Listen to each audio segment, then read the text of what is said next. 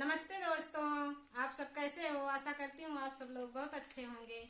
मैं एक कान्हा जी और राधा रानी की होली गीत सुनाने जा रही हूँ। जैसे लगे कमेंट करके जरूर बताना। आज बीरज में होरी रे रसिया, आज बीरज में होरी रे रसिया, आज बीरज में होरी रे रसिया। अपने अपने महलों से निकली, अपने अपने महलों से निकली।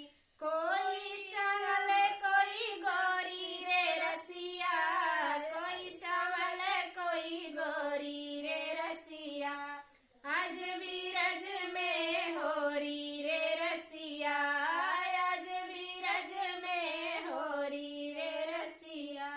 होरी रे रसिया वर जोरी रे रसिया, आज बीरज में होरी रे रसिया। कवन गाँव के कुंवर कन्हैया, कवन गाँव के कुंवर कन्हैया, कवन गाँव की गोरी रे रसिया, कवन गाँव की गोरी रे रसिया।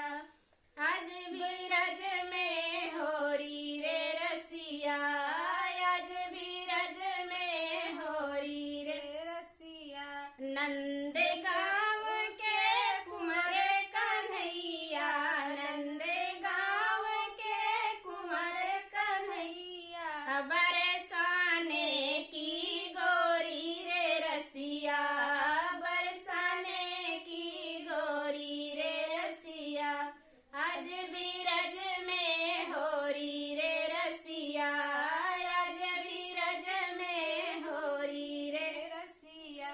कवने के हाथ कनक पिचकारी, कवने के हाथ सो पिचकारी सो है। कवने के हाथ कमोरी रे रसिया, कवने के हाथ कमोरी रे रसिया। आज बीरज में होरी रे रसिया, आज बीरज में होरी रे रसिया।